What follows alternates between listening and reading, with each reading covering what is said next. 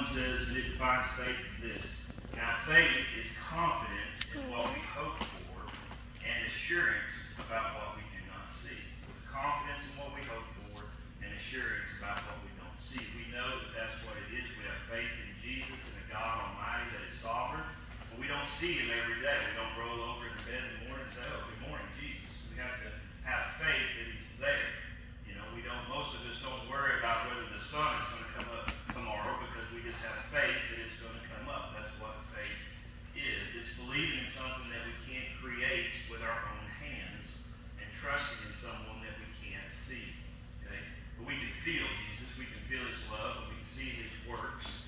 And so that gives evidence that helps us in our faith. It does, it's easy to have faith in something whenever you can see things going on, just like Dennis said about Yellowstone. When you look over nature, you say that somebody knitted all this together. It helps you have a little more faith because it would be hard to believe that all of this just happened for no reason. And so having something that is tangible helps us with our faith. And we talk about faith a lot in church, don't we? We talk about faith. You've got to have faith. You've got to have faith. How much of it we have or how much of it we lack. And sometimes faith gets misused or misaligned, doesn't it? Not so much anymore, but we used to have a large name it, claim it type of faith going on. Okay? If you'll just mail me $100, I'll mail you this blessing back. And if you have enough faith, it'll come true. But if it doesn't come true, you obviously didn't have enough faith. That's the way that it is. So, it's not as bad as it was, but that sort of misuse or misalignment of faith can be detrimental to us, okay? And there's a lot of guilt that comes, and sometimes shame when we think, Lord, I've been praying for this for such a long time, I must not have enough faith. I've fasted, and I've prayed, and I've read my Bible, and I've conferred with others, but I'm not getting healed, or this miracle I've asked you to do is just not happening. It must be my faith, but that's not really the case. That faith is just maybe a little bit misaligned, okay? Sometimes we think that if we believe enough that we can create our own reality. Okay? The prosperity type of preaching and what all, there's just more to faith than just our well-being. Okay?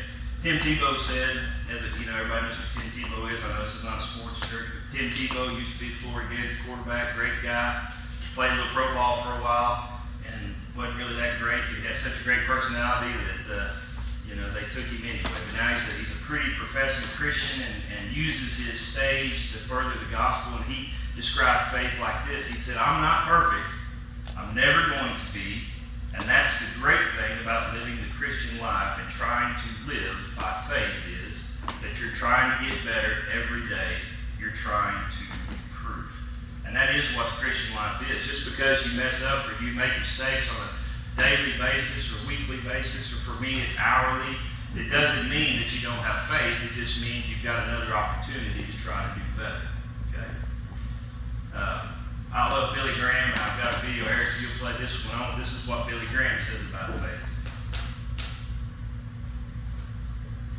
There's another element in our lives that we don't think much about, and that's the element of faith. You think of the faith that you have to have every day. You have to have faith that your wife didn't put poison in your coffee this morning. You have to have faith in her. She might have felt like it, but she didn't. You have to have faith in the bank. When you write a check and sign it and you have money in the bank, you have to have faith that the bank's going to pay it. You have to have faith in the government. When you pull out a dollar bill, and I know it's shrinking, but you have faith that back of it is a dollar. That people will accept it as money. Everything we do is by faith. Now, for example, when I come up on a hill, and I live in the mountains of North Carolina, we have a lot of hills, I don't stop my car before I get to the crest of the hill and get out and walk over and see if somebody's coming up the other side on the wrong side. I have faith to believe that the drivers are going to stay on their side. Faith, faith, faith, everything. When you sat in that chair, had you ever sat in that chair before? I bet you didn't pick it up and examine it and put your hands on it to see if it would hold you. By faith, you just sat down here. You had faith that people wouldn't build a chair that wouldn't hold you. Everything we do is by faith.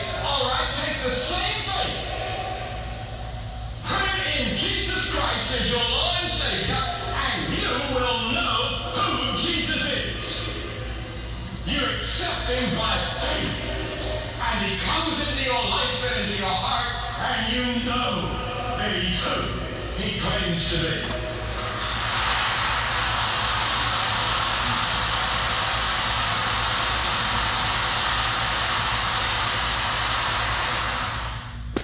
So faith's not hard. The enemies did that very same thing. When we came in and sat on these pews, we didn't inspect it to see if we were going to fall on our rear ends. We had faith that the chair would hold us up. So faith is not a hard thing in our day-to-day lives, but somehow we have a very hard time believing in God's promises and having faith in what God tells us to be true. We believe that the chair will hold us, but we don't believe that God will take care of all of our needs. Okay? We believe this, but we don't believe this. And I understand that it's hard because it's a tangible chair, but God's promises are just as real as that chair is. And they're just as assured as that chair is. But faith, as he said, faith requires action. Okay? It's not enough just to have faith. We're talking about sharing our faith in the public sphere because we've received such a gift of the gospel and the grace and the mercy of Jesus Christ. It's not something that we want to hold on to ourselves. It does us no good other than our own benefit if we don't share it with others. And that faith will require actions. Hebrews 11 says this. It says, without faith it is impossible to please him, for whoever would draw near to God must believe that he exists and that he rewards those who seek him. So we know that we have to have faith to please God. We determined that. But we've got to take a look at doing something with that faith, okay, and strengthening our faith. In the Old Testament, we have examples of faith that are way greater than what I see today, but we have examples such as Moses, Abraham, and Abraham relocated to a foreign land. That was his faith. I'm going to read this. It's kind of somewhat long, but it says, Abraham in Genesis chapter 12 says, now the Lord said to Abram, go away from your country and from your relatives and from your father's house to the land which I will show you, and I will make you a great nation, and I will bless you and make your name great, and you shall be a blessing to others. Okay, that was Genesis chapter 12. You know how many generations it was longer before that promise came to pass? 4. 4 generations later, the promise that God made to Abraham. Do you think they forgot about that promise? From Genesis all the way up to Joseph, we hear about the promise that God made to Abraham, the covenant. Even in the New Testament, we hear about the covenant that God made with Abraham, and it was a very, very long time before Abraham became the father of many nations. Okay? It was a long time, but he had faith and he held on to that. Okay? So just because something that you're asking for, praying for, believing in is not happening in the very second that you pray for it, don't lose the faith on it. Be like Abraham and be long-suffering. Okay? Sometimes faith just takes a long time. Sometimes answers to prayers just take a long time. You can grow weary in it. Okay? The best example I have of this is the Arkansas Razorback football schedule. Weeks 1 through 5, there's not a bigger fan than this guy right here. Week 6, I just hope we have a winning season. My faith in the team has grown weary because I've seen some really bad pitfalls. The preseason, you hear all the hype and you think, man, we're going all the way this year. This is our year. And like a fool, I've said that for 20-some years in a row, and it never happens. But you know what? I've got faith. This is our year. We're going to do it. But in the Old Testament, they had a better, solid grasp on believing the promises of God no matter the time frame. Genesis records Abraham's faith was accredited as righteousness. In Genesis chapter 22, it says, and it came to pass after these things that God did tempt Abraham. And he said unto him, Abraham. And Abraham said, behold, here I am. And he said, take now thy son, thy only son Isaac, whom thou lovest, and get thee into the land of Moriah, and offer him there a burnt offering upon one of the mountains which I will tell thee. And Abraham rose up early in the morning, and he saddled his mule, and took 2 of his young men with him, and Isaac his son. And Isaac carried the wood for the burnt offering, and he rose up and went into the place of which God had told him. And then on the 3rd day, Abraham lifted up his eyes, and he saw the place afar off. And Abraham said unto his young men, stay here with the mule, and I and the lad will go yonder and worship, and come again unto you. And Abraham took the wood of the burnt offering, and laid it upon Isaac his son, and he took the fire in his hand and a knife, and they went both of them together. And Isaac spake unto Abraham his father, and said, Father? And he said, Yes, son. Behold, the fire and the wood, but where is the lamb for the burnt offering? And Abraham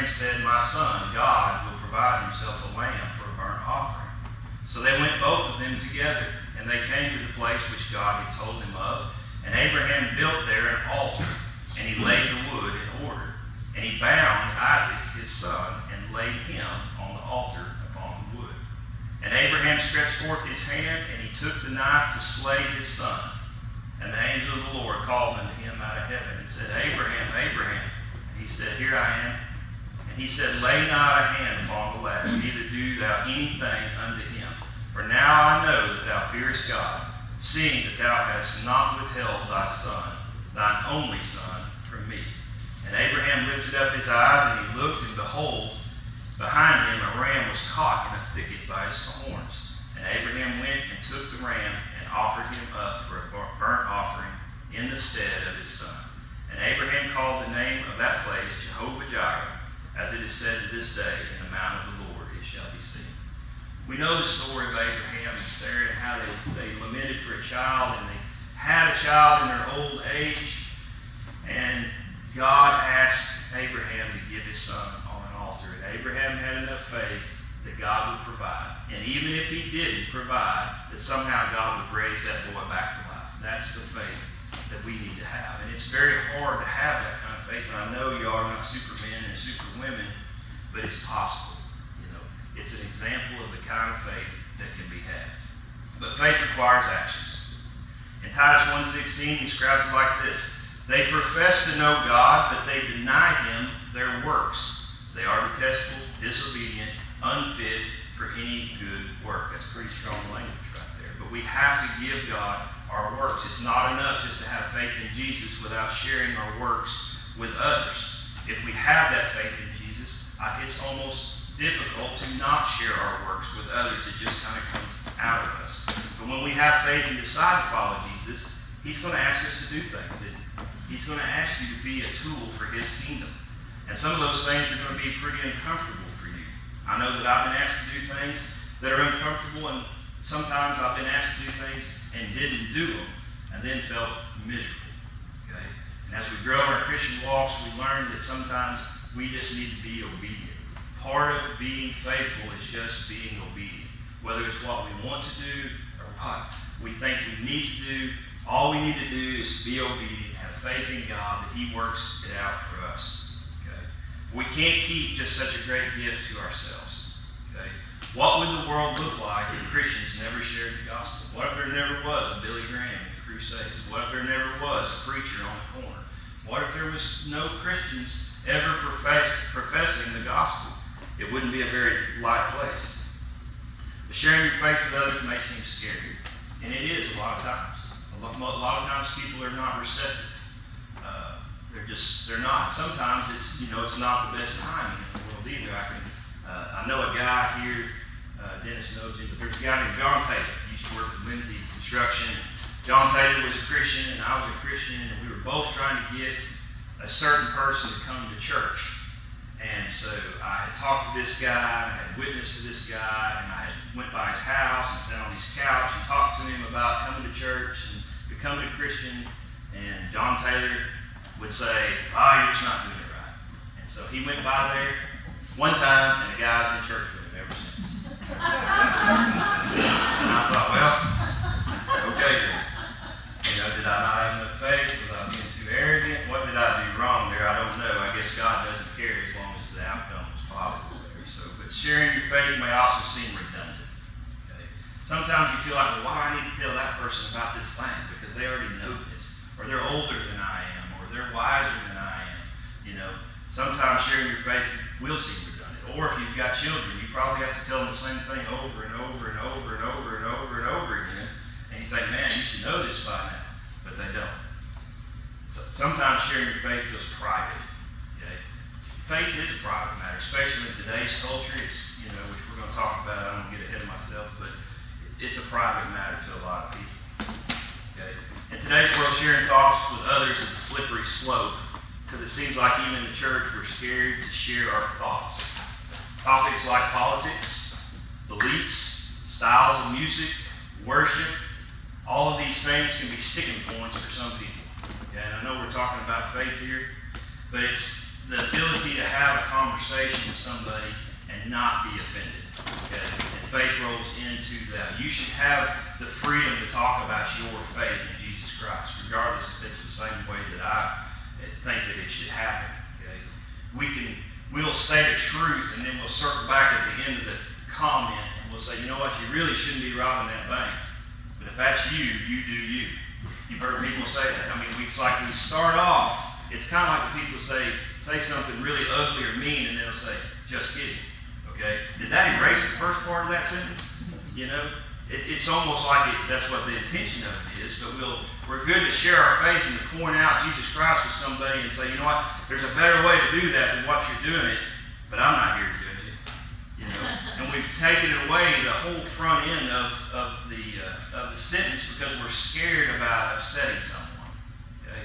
We can't always be that nice. Okay? If somebody needs to hear something, they need to hear it. And have faith in God that it'll be receptive. Now, I'm not saying go out there and be a jerk and be a Bible thumper and start pounding people over the head with the gospel of Jesus Christ.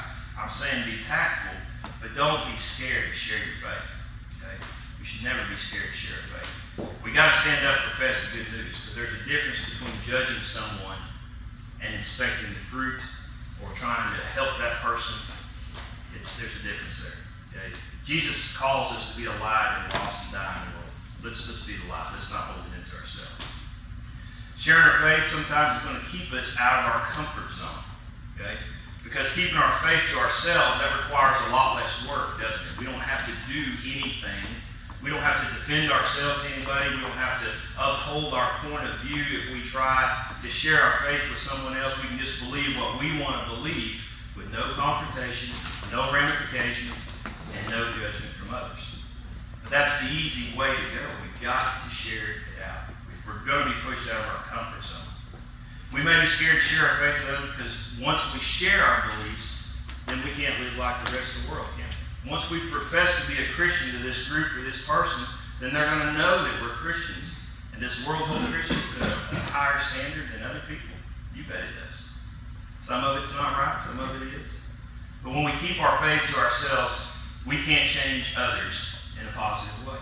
We've got to share our faith with the world. We need to stand up for our faith. Okay? If we cannot be quiet. If God's people continues to be quiet about the faith of Jesus Christ, who's going to stand up? Okay? I heard a preacher talk the other day, and he said, you know what? He said, if God's people won't stand up, whose people do you think will? Satan's people. The void will be filled by somebody if it's not us. We had our Father's Day sermon not too long ago. I'm sure y'all remember every word of it. I heard the preacher do great. But passivity in men and leaders in this world is ridiculous. Okay? They're too scared to call sin sin, and we have men that won't lead families. We have fathers that lead families, and I believe that the family is God's unit.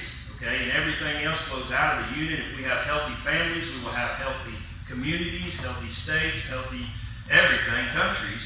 And so everything gets attacked on this family, and a lot of it's because of passive men. They won't stand up and be men and lead their families. And so someone else has to stand up. If you won't make that decision for your child, I promise you that one of their friends or somebody else will. And it may be somebody that doesn't have the influence that you want them to have, because they're not standing up. Okay? You may have to tell your child that you can't go here or do this. You may have to tell your husband or your wife you can't be involved with that situation, but we've got to stand up. Living out our faith affects how we talk. Telling someone that you will pray for them, being relatable, being compassionate, showing mercy because you have shown mercy. I kind of struggle with this one. Affecting how we talk. When we have sharing our faith with somebody, we don't, again, come across as just an intrusive, arrogant jerk when we're trying to tell people and share our faith. We want to show people the same compassion that we have been shown, the same mercy that we have been shown, and being relatable to that person, not in a holier-than-thou type of attitude, but in a, hey, I know where you're at. I've been in your shoes. Or maybe I can't relate to your situation, but I also am not perfect, and God can heal you. God can take care of this. There is a better way, and let me tell you about what it looks like. But living out our faith affects how we talk. It also affects how we live. Okay? Be an example to your family, to your community, and returning thanks to God where all good things come from. Living out our faith will make better people. Living out our faith also benefits us. Okay? Not only does living out our faith, as we read in Hebrews, does it please God, but when we are trusting in God and His promises, we're living our best lives. And the purpose God made us for is to worship Him. When we have faith in God and we're seeking Him out, we reap those benefits because we're walking side by side with Jesus Christ and God. When we're in His Word and we're learning more and we're trying things and we step out there in faith. When you step out there on faith and something comes to fruition or you get a positive response, how does that make you feel? It makes you feel wonderful, doesn't it? Because something that you've prayed for or waited for, you've seen the benefits come across because you've had faith in it, and so that benefits you. Before you can be effective to somebody else, you have to be okay, don't you? It's hard for a broken, depressed person to talk to someone else and cheer them up, isn't it? Right? It's hard to do that. And so we get that benefit just by default, by getting into His Word and asking for those things and believing in faith. We become okay. But it's not just about us, is it?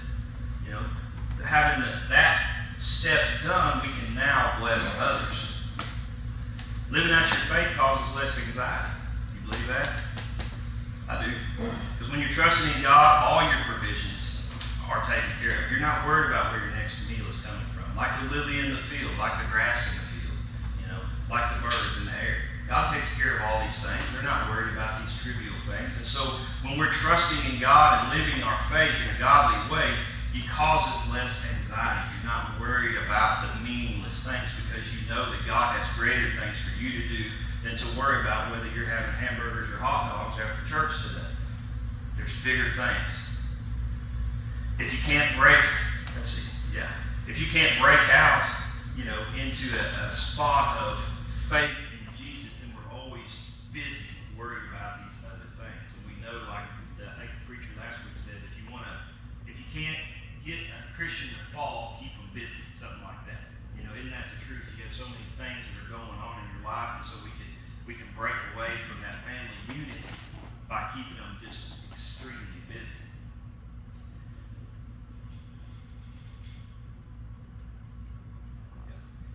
When we learn to take our cares to Jesus in prayer and we relieve ourselves of burdens, we know that we can't do things on our own, so we are quick to consult the Father. That causes less anxiety when we're walking and having faith in Jesus and we know our own limitations of like, I can't do this by myself anymore. Lord, I'm tired. Lord, I'm over my head.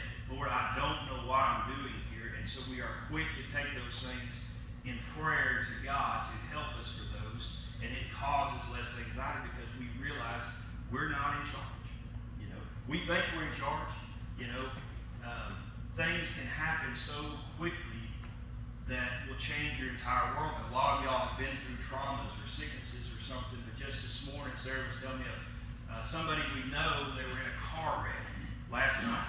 The dad's on a ventilator. The mom's got a broken back. The baby died. The 11-year-old's in something else. And they were fine at 11 o'clock last night. And then this morning, all this has happened. Things can happen like that that make you understand that you are not in control of a single thing in this world. That one day can change your life. And wouldn't you rather have faith in Jesus Christ? That He's taking care of all those things, that all these things come for good? And that's a big statement to say whenever your folks are in the hospital right now. Things happen for a reason.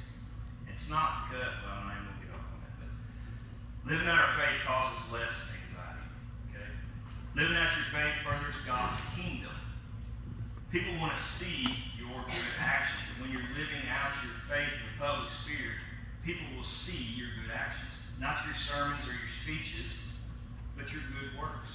And we see that our church is really good on that. When someone is sick or needs something, we all jump in. And the first thing that usually we want to do is feed you, because I think we're all half Baptist. I'm not sure. That's a great place to start, is feeding people. But if someone has a need in this church, we go and we do it, and they see those actions, not the just, I'll pray for you.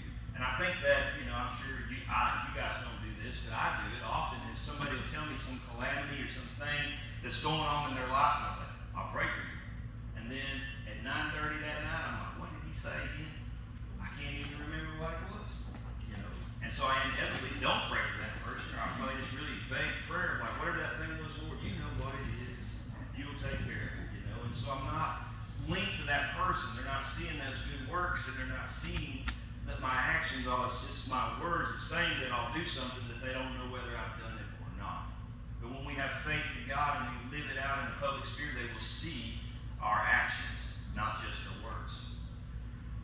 Humanitarian works is a great example of faith in action. We have so many of them on here. You may like them, you may hate them, you have different ideas about them. But these people that go and live in shanties and provide wells and medicine and healthcare and structure and all of these things, it's just an avenue to get that's an actual need that a people need.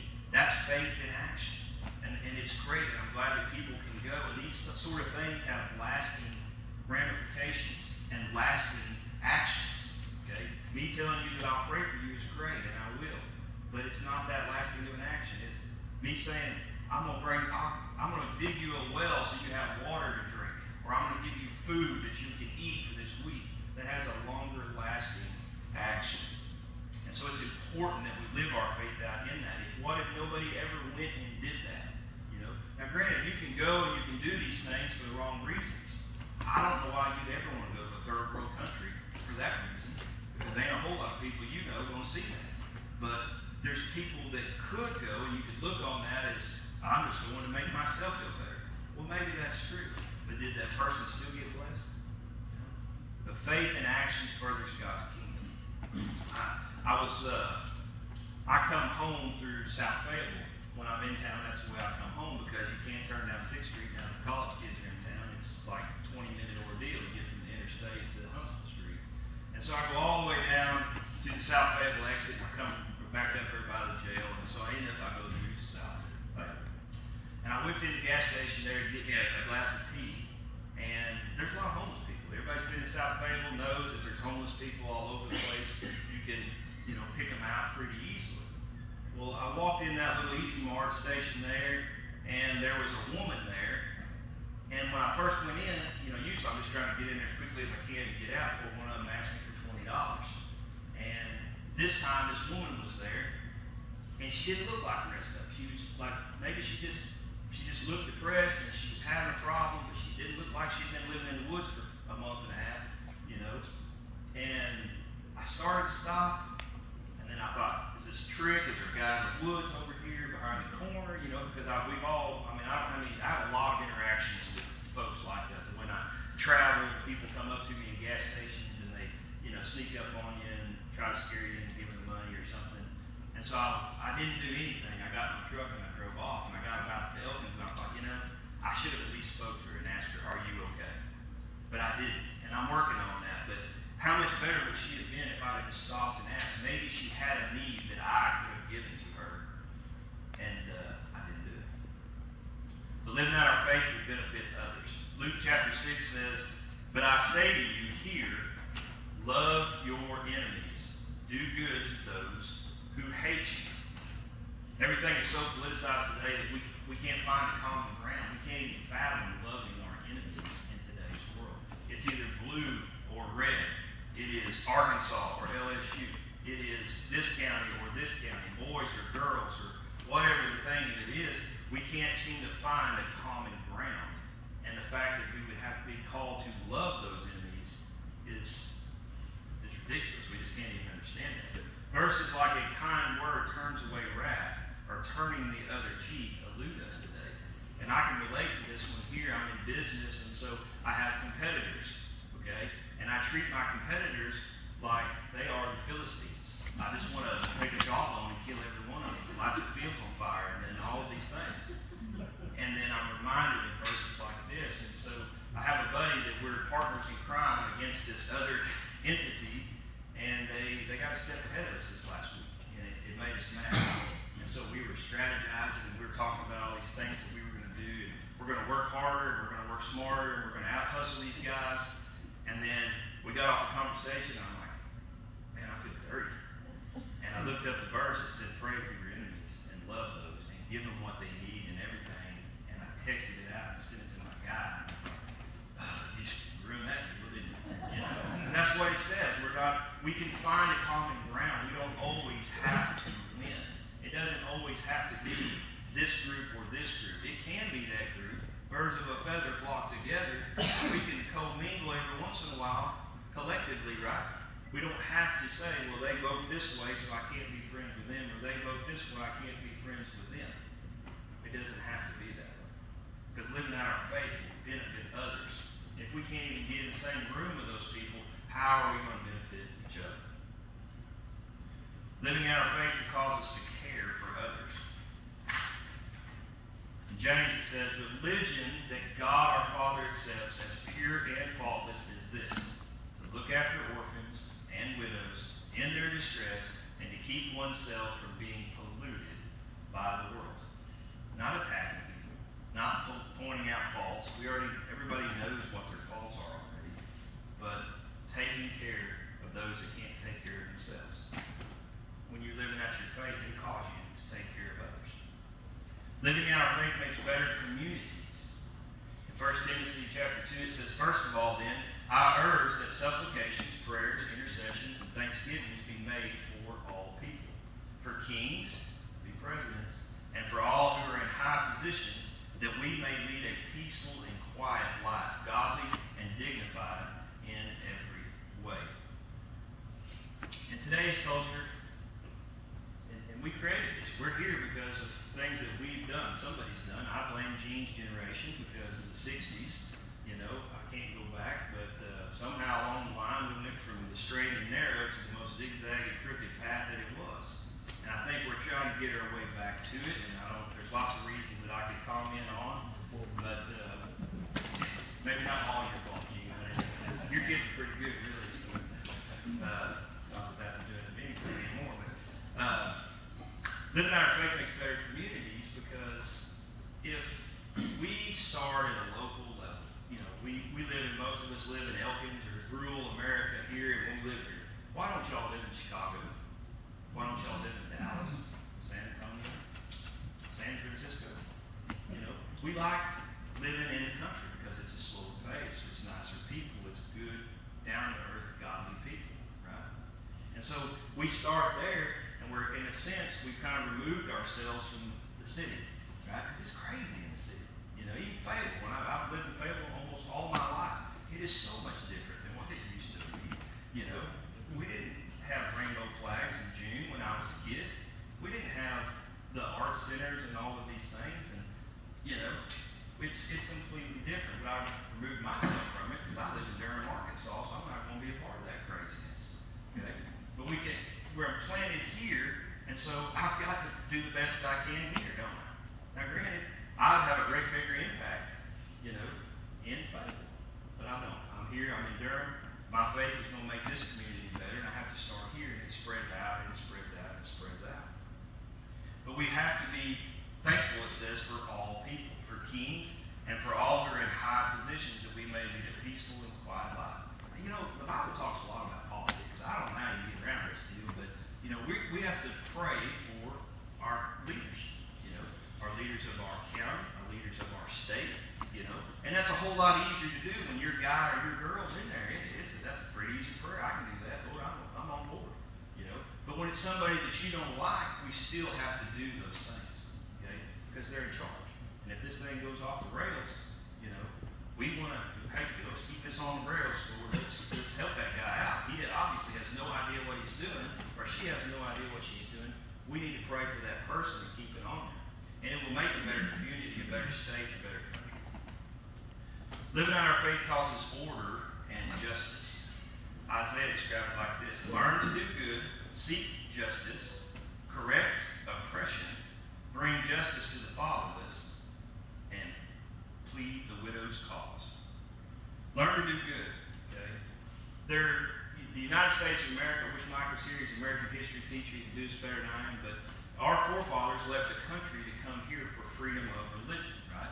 And in that freedom of religion, we had a separation of church and state, okay?